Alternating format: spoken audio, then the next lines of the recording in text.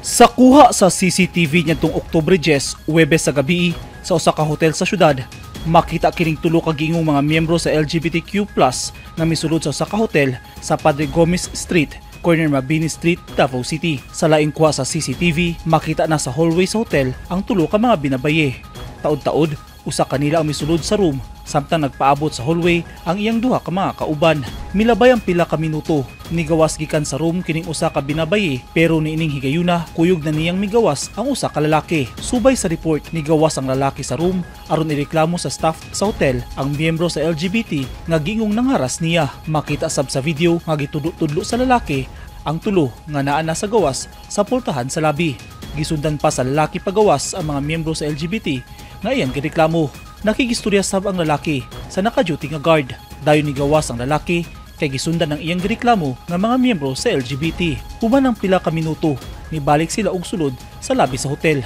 Dinhi na matud pa, nagyawyaw ang lalaki. Nagpa-blatter kini sa San Pedro Police Station kay giingong gihuthutan siya sa mga miyembro sa LGBT nga nakita sa video. Gipost sa lalaki, nagiilang si Mark Demerin uban sa giingong police blotter ang naisgutang aligasyon. Giingong usa siya ka pastor ug nagpaila sa staff sa hotel nga usa ka police inspector nga taga Zamboanga City ug may bisita lang sa Davao City. Sa post ni Demerin, gi-question niya ang peace and order situation sa Davao City ug nadismaya siya sa serbisyo sa kapulisan sa Davao, partikular sa San Pedro PNP.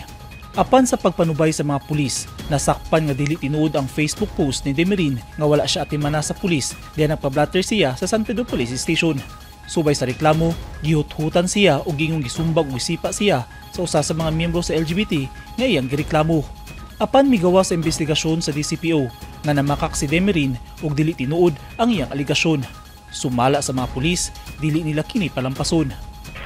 Yes, sir. Ang San Pedro Police Station, sir, as per advice, instruction from our acting City Director of Police Ferdinand Celebarantan to file criminal charges against any individual, sir, no, nagaligal sa San Pedro Police Station sa isa ka hotel diri sa San Pedro. Also, sa now, sir, no, ang tuwang San Pedro Police Station nag-prepare sa kaso nga i-file, sir, and then waiting for me, sir, no, sa kaso mga LGBT kung pwede makahatag sila statement para makapaligon sa kaso mga atong i-file. Kasong paglapas sa Republic Act 10175 kon Cybercrime Prevention Act of 2012 ug usurpation of authority, ilawom sa Article 177 sa Revised Penal Code ang ipasaka sa mga pulis batok kang Demerin.